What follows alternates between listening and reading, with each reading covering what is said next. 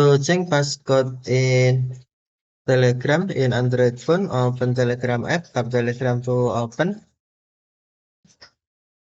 and then tap more icon or three-line icon, select settings,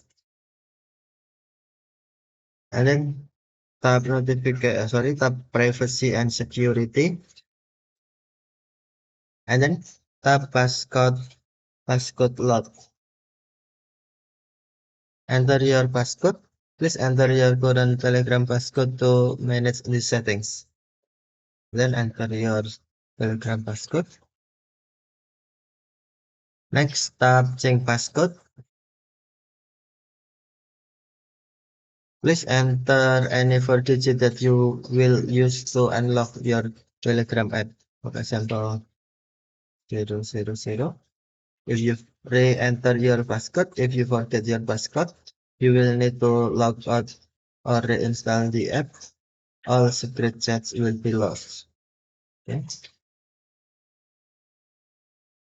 Now your passcode was changed. Okay, thank you for watching. Have a nice day.